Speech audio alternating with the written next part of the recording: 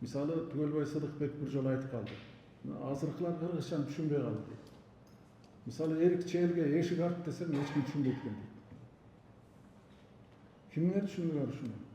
Эрик челге эшик арт. Түгөлбай Сыдыкбек ошондо эле туура айткан экен. Эрикчелге эшик арт деген ашуу деген сөз. Эрикчел жалпоо кишиге эшикти аттап өткөн, ашып ашканга барабар деген маани экен да бул. Ушул сыяктуу биздин унутулуп калган, колдонулбай калган сөздөрүбүз абдан көп. Мисалы суусамыр деген эмнени түшүндүрөт десе, мына көбүбүз айта албайбыз. Самыр деген норка. Эстеп алсаңар, норканын байыркы кыргызчасы самыр. Норкасы көп суу, суусамыр. Суу самыр деген, норкасы көп, суу деген сөз да. Ушул сыяктуу колдонулбай калган сөздөрдү колдонсоңор, баягы эски жакшы сөздөр. Анан Гүлзура Жумакунова деген кызыбыз азыр Анкарада жүрөт, профессор. Ошол бир жакшы сөздүк түздү. 50 000 сөзгө көтөрдү. Биздин Юдахин түзгөн сөздүгүбүз 41 000 сөз го. 40 000.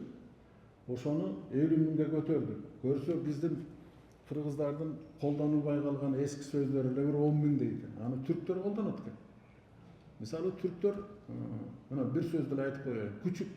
Эмне үчүн баласын күчүгүм дейт кишилер. Күчүгүм десе баарыбыз ойлойбуз, иттин баласын айтып аткан. Жок. Күчүк деген кичикей деген сөз. Кыргыздын байыркы тилинде кичекей. Ошо иттин баласы кичекей болгон үчүн күчүк дейт анда. Анан түрктөр ушул күнгө чейин кичекейдин баарын күчүк дейт. А биз күчүгүм дейбиз дагы өзүнүн маанисин билбейбиз.